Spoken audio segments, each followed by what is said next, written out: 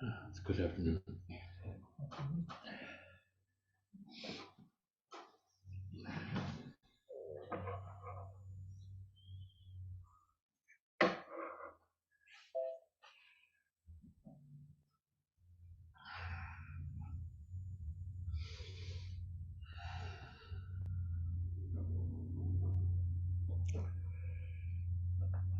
The Shuso's theme um, of no self is really um, frightening when you think about it. No self, and it's also raises doubt.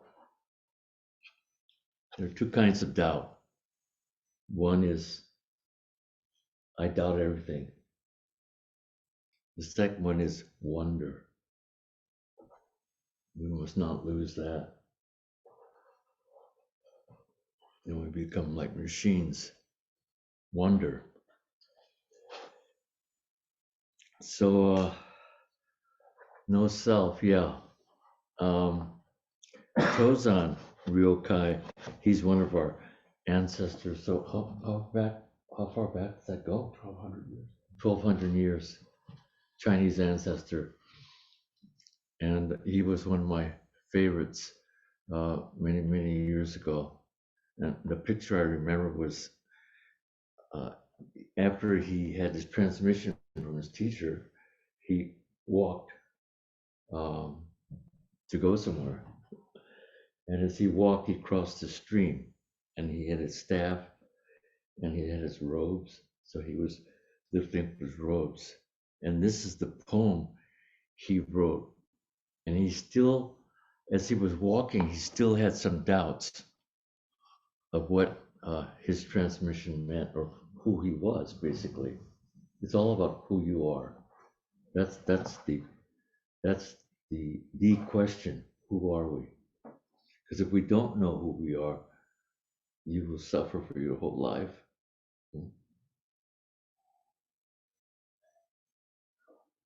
And your relationship to the objective world and the subjective world. We have to know both worlds and how it is dissolved in zazen, in sitting practice.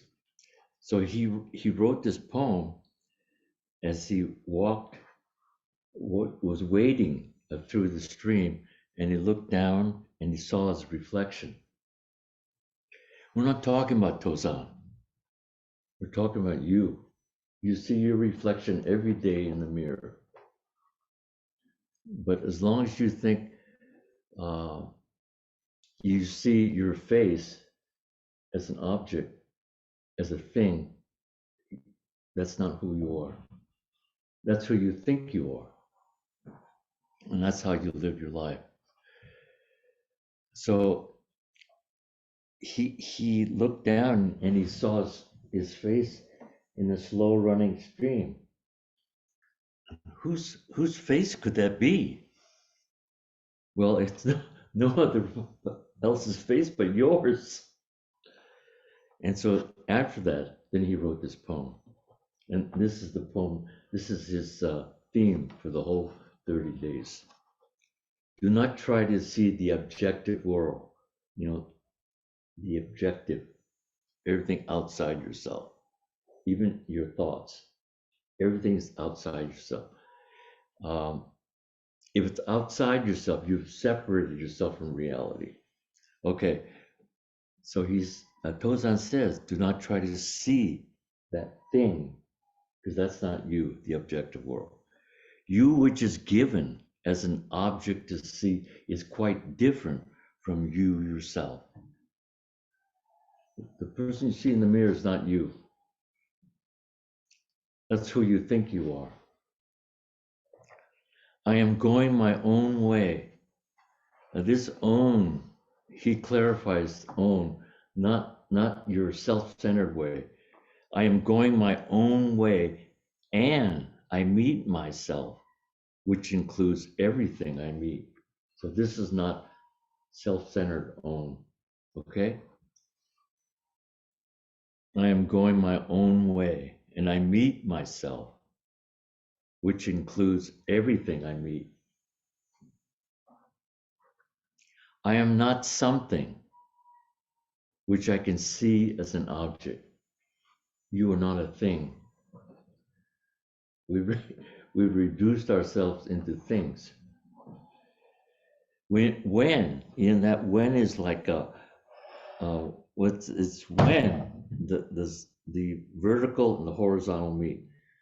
The vertical is the absolute, the horizontal is relative, our regular world. Where they meet is when you understand self, and this self, which includes everything, you have your true way. So that's when you begin to understand that your suffering begins to end. It's really a beautiful poem. It's not just a poem, it's a realized poem, a realization poem. So this is still about self. And I saw Bruce came to the Zendo, and I was wondering what will I be talking about today. So his presence from the Tibetan side inspired me, and he gave this to me in 2010, and this calligraphy was by Chino Coben, and so I made some copies of it and framed it, and I gave one to Coben's first successor Angie, and of course you have one, I have one, and Phil Jackson has one. But I have a translation of this. So could you hold this and so people could see it? And then as I, well, everybody has to see it when you hold it. So let me just point, I don't know how we're gonna do this. Okay. Seizan. Sei is like, in Chinese and Japanese, sei is green and also is blue. So it's two colors in one. They didn't separate blue and green.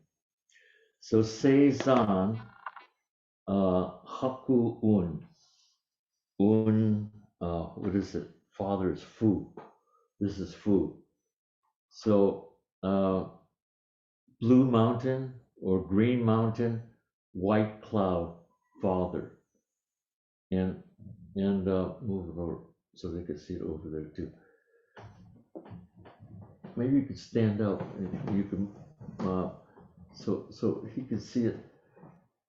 So when Suzuki Roshi translated this, he said mother.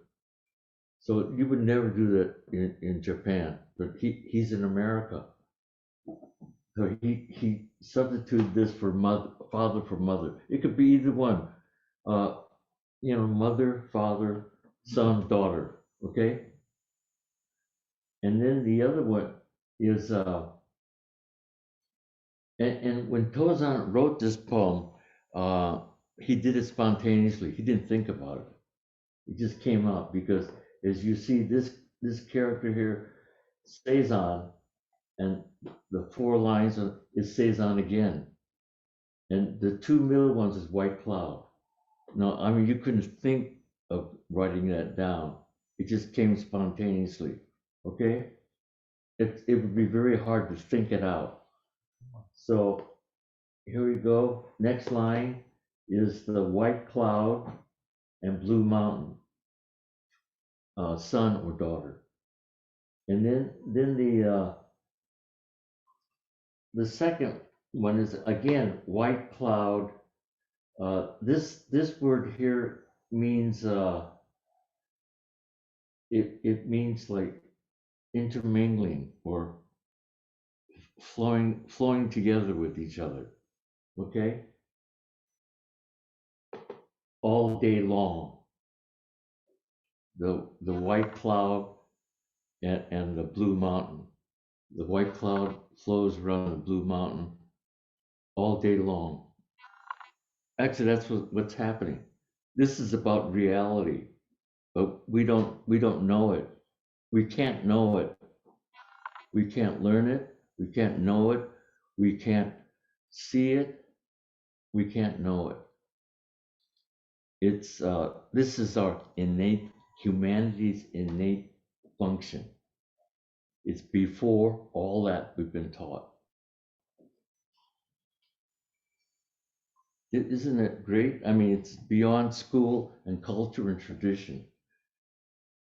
Okay, so a white cloud uh, intermingling all day long, and then again, blue mountain, mother, so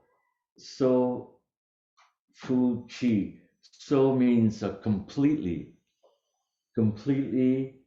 and fu means don't know. Complete, they are not conscious of each other, but they are, because they are one, because they don't know. Oh, there's mom over there. They don't even call her mom, but they live with mom, and they're intermingling with mom all or dad all day long. Not just mom and dad, but everything all day long. They don't bump into each other. So blue clouds. I'm sorry. See, I'm even getting mixed up between the clouds and the mountains. Blue mountains, white clouds, father or mom. White clouds, blue mountains, son or daughter. White clouds all day long, they're intermingling, while blue clouds completely don't know. And this so uh, this character here, so, is like Dogen, who's our who's the what number patriarch is he, ancestor? Do you know? Don't know. Yeah, okay. Neither do I. But anyway, he's our ancestor, and he's Soto uh, lineage. Our lineage is Soto. Anyway, Dogen wrote or stabs Eheji, and that's like the father temple of Soto Zen. Well, so Gigi is established by Keizan, and he's like the mom. The mom. The Dogen was like the absolute, and Keizan was like the mom. So he was able to get out into the culture. The absolute is more like this, and mom was more like this, but they're both needed. So is means completely. So Gigi means, so means complete. Ji means to maintain. This is a very important word. Maintain, observe, conduct. If you don't know how to maintain something, you're finished. You how you conduct yourself, how you hold yourself, what you believe in, maintaining, living it day by day. So Gigi is Ehe, Eheji, which a Dogen established, is eternal peace. Eternal peace. That's the vertical. And then here again it appears. So Gigi, mom. Okay. Maybe that's good. So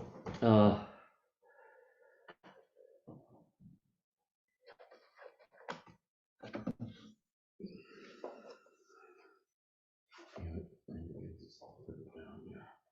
Just hold it see it.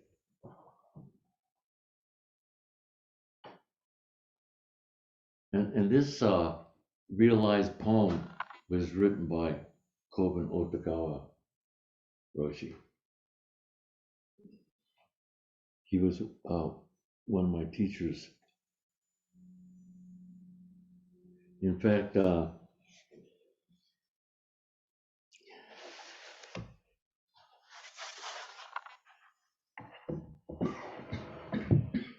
he helped me in my transmission ceremony for 5 years. And Nyoze he was 4 years old then. And we would drive down to Los Altos every Wednesday, and he would be there. And he was the first Zen monk I met. And actually, I would just idolize him because Suzuki Roshi was much older. In those days, actually, Suzuki wasn't that old. He was in his late 50s. But Kobun was probably about 30, 35. But when I saw he was a young monk, I watched him do everything. Even I watched him put it on his robes. I watched him take off his robe. I watched his sleeve touch the ground. I just admired him so much. But anyway, he was a very great person. And so when he went to Mumon Roshi, who was the Rinzai Zen master. That's the other school of Zen. And because Suzuki Roshi had died, and he was was giving me transmission ceremony, okay? And so he asked Mumon Roshi what he should do. And Mumon Roshi said, you have to help him, because the same thing happened to Mumon. So I was very lucky, and that's how it came about.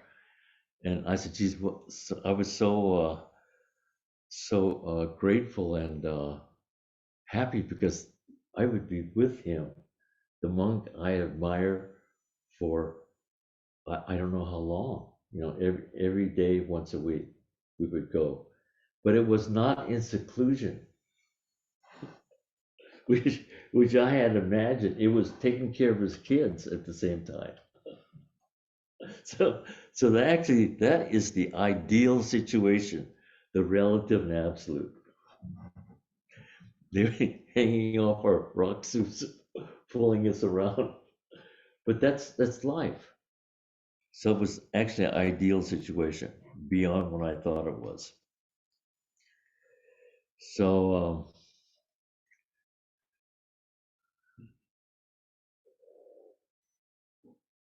so many things. This don't know mind is very interesting, because you've heard people say don't know mind, but this is also, it means completely don't know. It's not the knowing, the learning, the discriminating, the reflecting, the thinking. Don't know is none of those. And you've heard, I remember hearing Suzuki Roshi say it's very common for Zen to use the word don't know. Suzuki Roshi used it, Daishansani used it a lot. Someone asked him a question, he said, don't know. That's what he said. Don't know.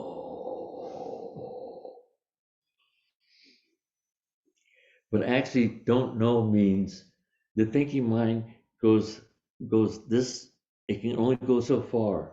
It has a limit. And then there's this, it ends right here.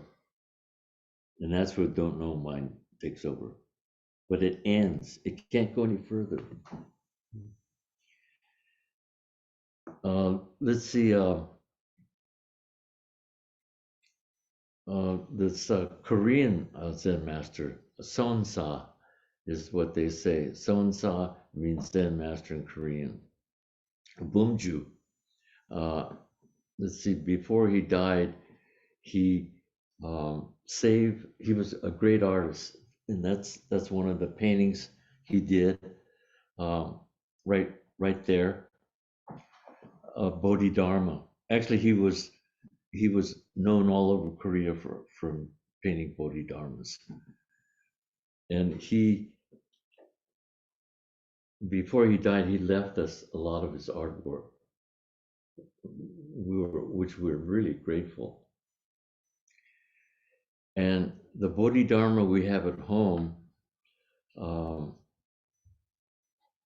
is painted on lacquer, and when you do with lacquer, he said it'll last 1,000 years. Anyway, this is the first Bodhidharma, and it's a rare Bodhidharma because it has eyelids. That one doesn't. That's the traditional Bodhidharma, the one I have at home. And have you seen a Bodhidharma with eyelids? Okay, but that was his creation because the eyelids was a legend. Bodhidharma was a person, and what happened to him? He was a prince out of four boys, the king and queen's family in India, and Prajnatara was his teacher, and he was already a very bright student when he was very young. But when he came to China, people were not prepared for such a person, so they didn't really know how to greet him. They were more ignorant, and so they finally the emperor invited him to come to his palace, and the emperor was very boisterous in the sense that he had established many temples, many Buddhist, so-called Buddhist temples in China that he had built and funded. And he was looking for Bodhidharma's approval and said, there must be some merit in this. And Bodhidharma says, no merit. Now you're standing in front of the emperor could cut your head off. But he said, no merit. And then after he said, no merit, then he said, who are you? And he says, don't know. And then after that, he left. And he already knew that the emperor doesn't understand anything. So he went up north, crossed the Yangtze River, Chiangong. That's Cantonese. Chiangong means long river. Yangtze means long river. And went to Mount Sung, and he sat in the Shaolin Temple. And when people saw him, he must be learning meditation or something.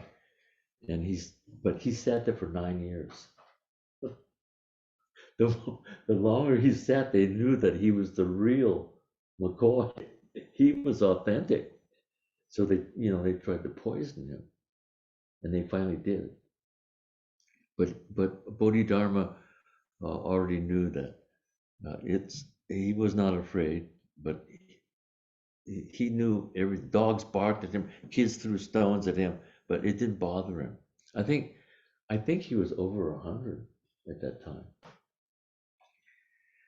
But so this last Rohatsu, what I learned was that clarifying the mind on the scroll, it has some characters over his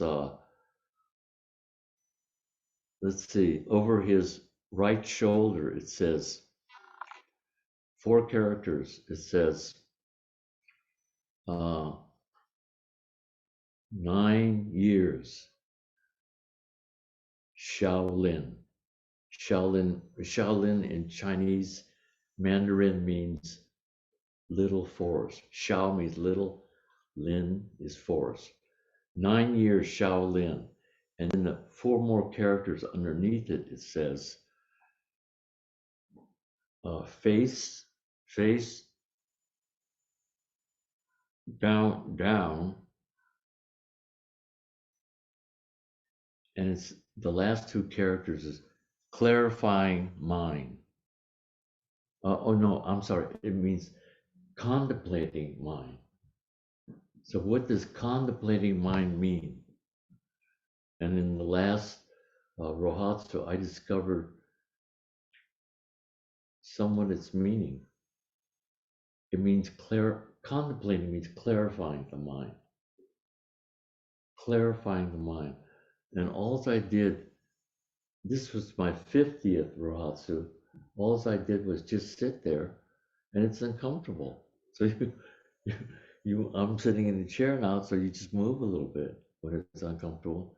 And all I did was just breathe in and breathe out. And once in a while, a thought would come, but in between, no thought. A thought is okay. A thought is necessary because that means you're alive. If you have no thinking, you're dead. So one thought is okay. Two thoughts is thinking. No thinking, but one thought once in a while. That's clarifying the mind. That's all we do. This is the innate function of humanity.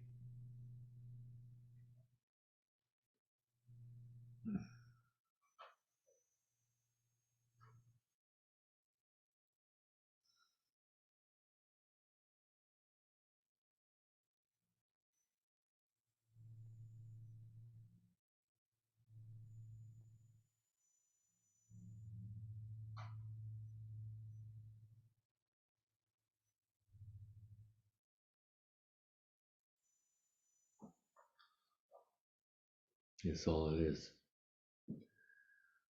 Uh, I witnessed it with Suzuki Roshi. I witnessed it with Thich Han. I witnessed it with Trungpa, but I didn't know what it was.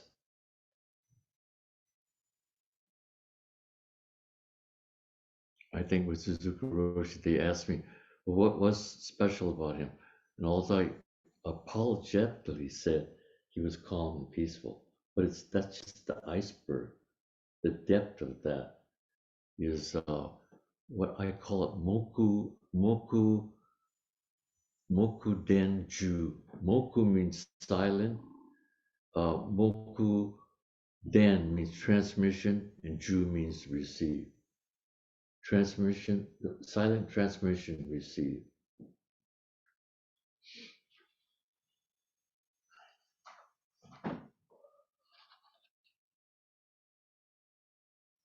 I was reading His Holiness is oh, here it is. His Holiness is talking about uh, it was published in the Wisdom Journal in the summer of in the summer and fall of 2021, and it's very interesting as he explained Dzogchen. Dzogchen Rigpa is realization when subject and object have dissolved. This is I'll just reread this to you, and then I'll put a Zen one next to it. Okay. Zen is only like 3 lines, but this is a long paragraph. But it's interesting. One is very long, one is very short. They're both true. I want the short one because it's easier. No. I want the long one because it's explained. No, it's not like that. Okay, here we go. Dzogchen. Rigpa or Samantabhadra. You know, we Samantabhadra is a bodhisattva, is, according to Dzogchen, is a primordial enlightened state, a realized state, a quality of Buddhahood that we all possess from beginningless time.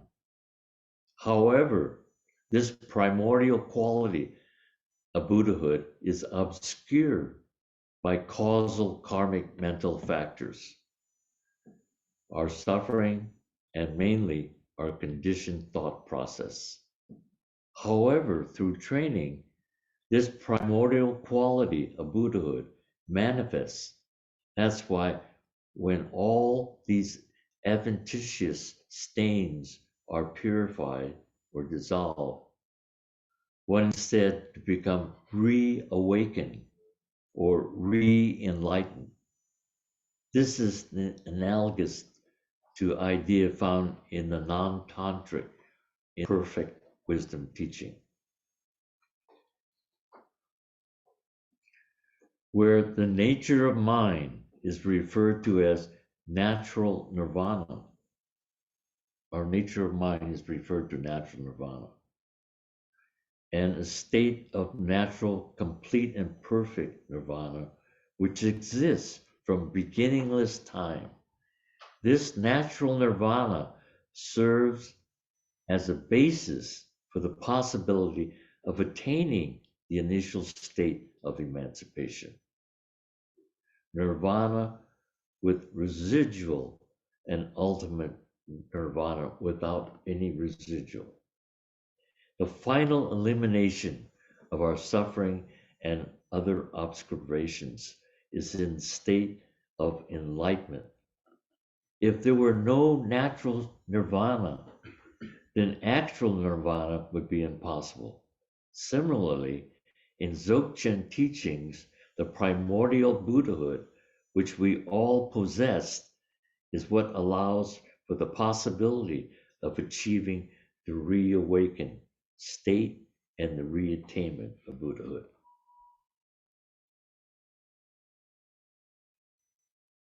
And Zen would say, "Are you ready?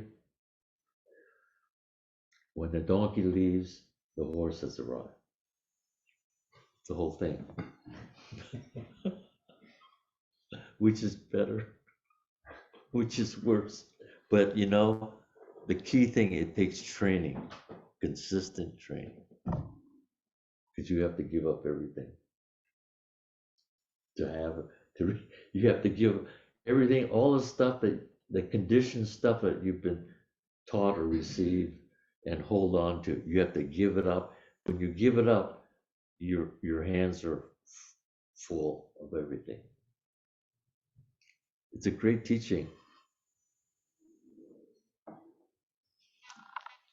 Well, maybe we have some questions, please. Okay.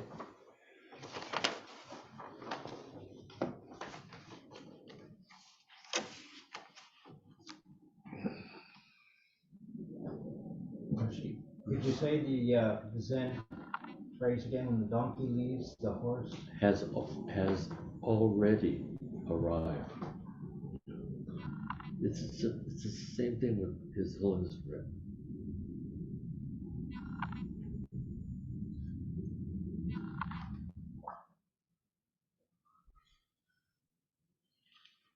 Yes.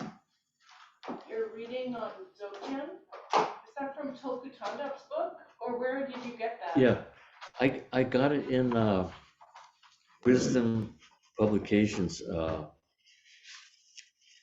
Yeah, actually, it's on the bulletin board, and it tells you where. Okay.